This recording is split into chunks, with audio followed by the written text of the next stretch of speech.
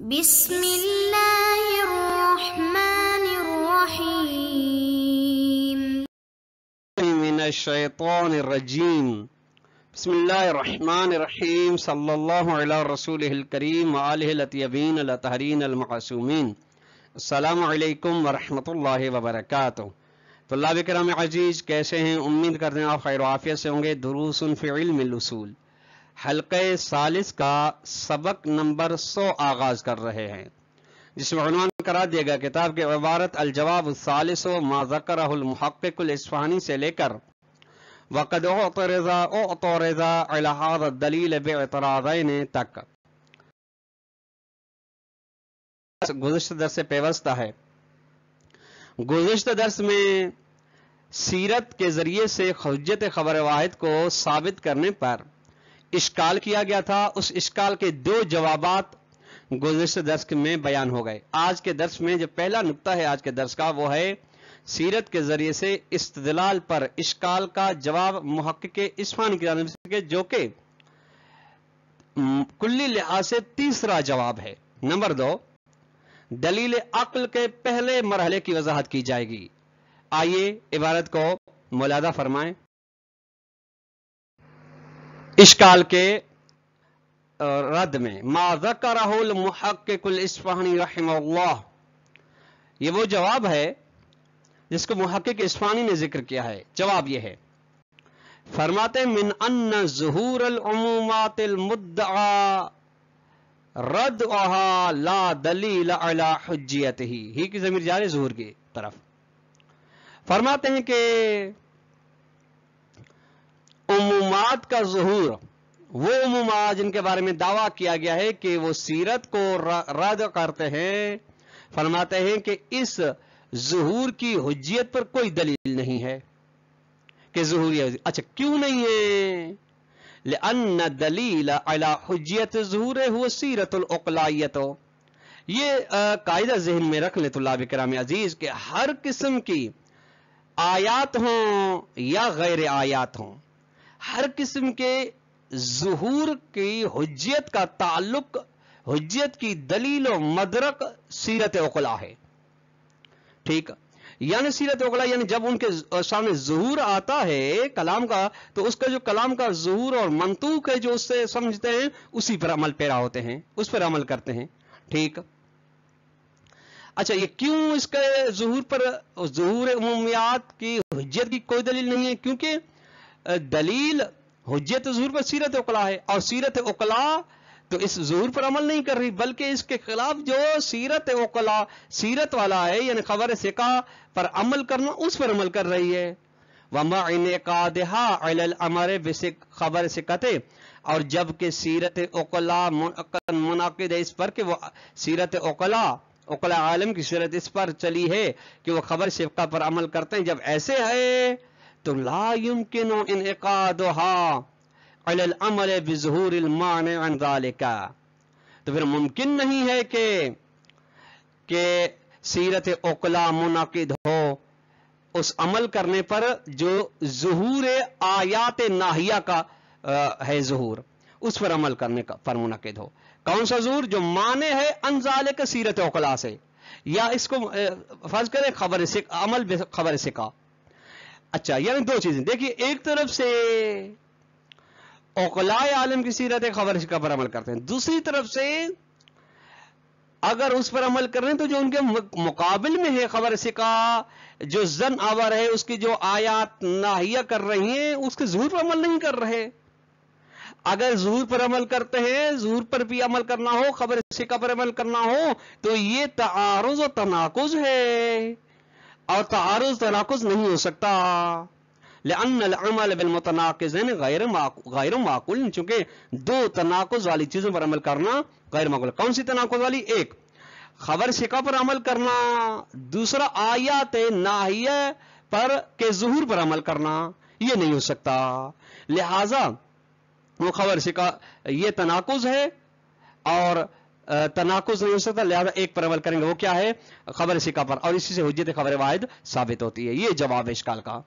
شہید صدر فرماتے ہیں وَهَذَا الْجَوَابُ غَرِيبٌ، یہ بالکل جواب اجنبی ہے اور تعسف والا جواب ہے. اچھا کیوں؟ اچھا جواب میں شہید صدر کے جواب میں ہے کہ اصل جس کو آپ محقق اصفہانی جس کو آپ تناقض فرض کر رہے ہیں، تناقض آپ کو اصل تناقض ہی نہیں ہے. ٹھیک، وہ کس طرح؟ وہ یوں کہ لأن انعقاد سیرت. اب اس کے ہم خلاصہ بیان کر دیں. پہلے کوئی تناقض و تعارض نہیں اس بات میں کہ عقلاء ظہور پر عمل کریں اور اس بات کے درمیان کے خبر سکہ پر عمل کرتے ہوں. چونکہ محقق اصفہانی کی درمیان کی نظر میں ان کے درمیان میں تناقض ہے، یعنی ظہور آیات ناہیہ پر عمل کرنا اور خبر سکہ پر عمل کرنا. یہ شیخ صدر فرماتے کوئی ان کے درمیان تناقض اور تعارض نہیں پایا جاتا. کیوں نہیں پایا جاتا؟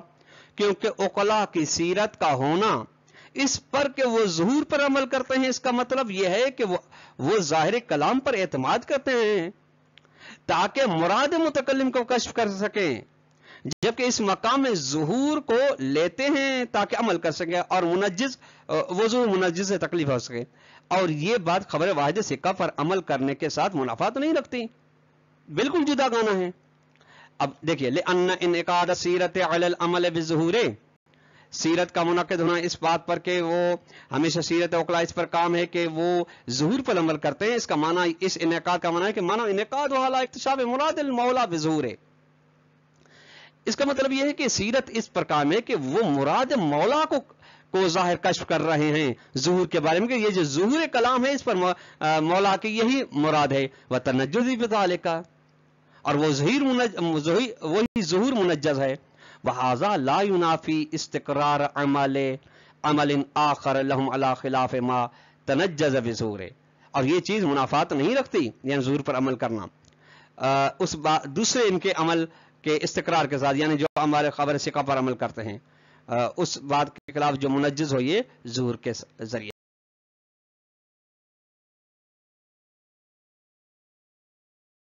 العقلاء بخبر سکت ینافی مدلول الظہور فی العمومات ناحیت. عقلاء کا جو عمل ہے، عقلاء کی جو سیرت ہے اس پر کہ وہ خبر سکہ پر عمل کرتے ہیں، منافات رکھتی ہے ظہور کے مدلول کے ساتھ. اچھا مدلول کون سا ظہور؟ جو عمومات ان آیات کے عمومات میں پایا جاتا ہے جو آیا ناحیہ ظن ہے. ولا ینافی نفس بناہم، لیکن یہ عمل عقلاء خود ان کی مبنا کے ساتھ منافات نہیں رکھتا.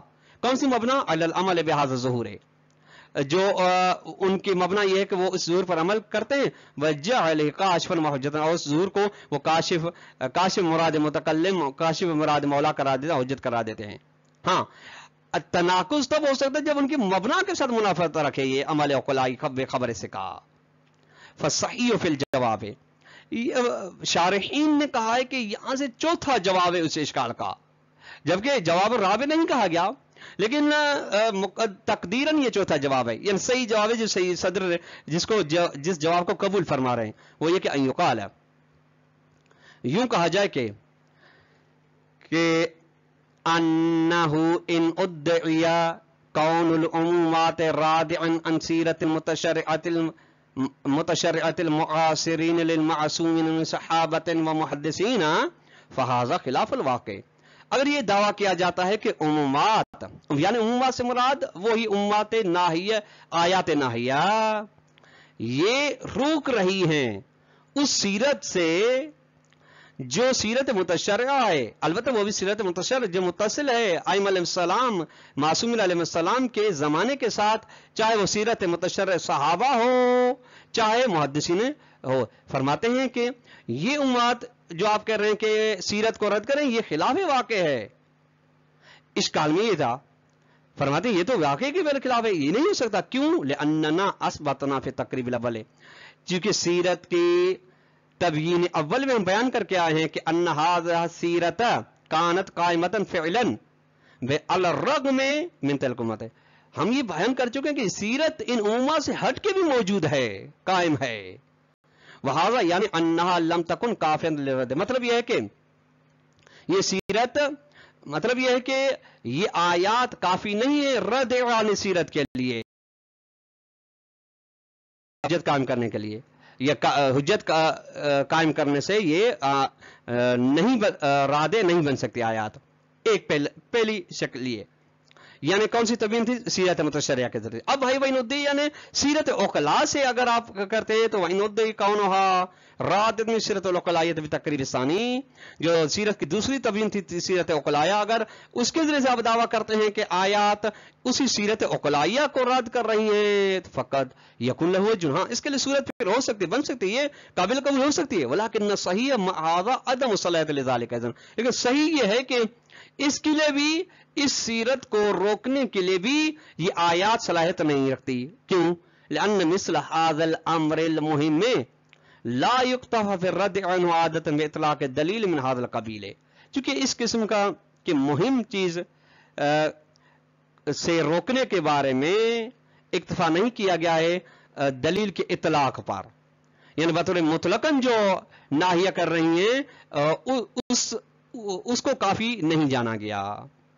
अस्सालिसो व अम्मा दलीलुल अक्ल, तो लावे के नाम अजीज हुज्जत खबर वाहिद सिका